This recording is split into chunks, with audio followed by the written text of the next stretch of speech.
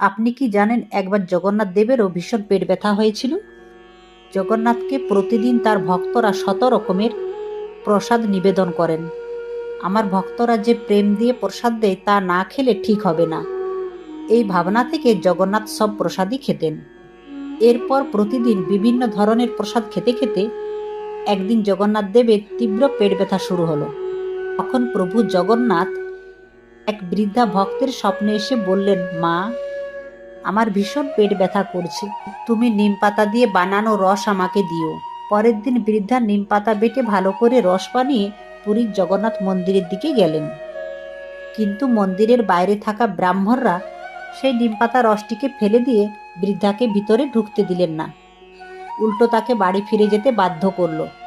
বৃদ্ধা সারা রাত কাঁদতে লাগলেন, আমার প্রভু জগন্নাথ এত কষ্ট পাচ্ছেন, আজ রাতে তিনি কিভাবে এই পেট ব্যথা সহ্য করবেন।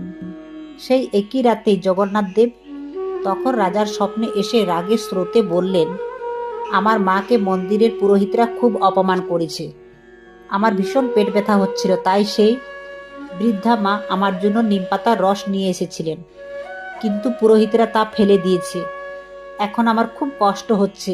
রাজা তখন সঙ্গে সঙ্গে ঘুম থেকে উঠে সেই বৃদ্ধার বাড়িতে গেলেন, তাকে দিয়ে আবার নিমপাতার রস তৈরি করালেন এবং সেটি নিজের হাতে জগন্নাথ দেবকে নিবেদন করালেন।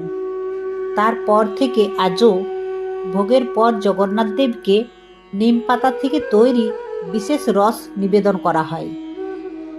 তো বন্ধুরা, ভিডিওটি কেমন লাগলো?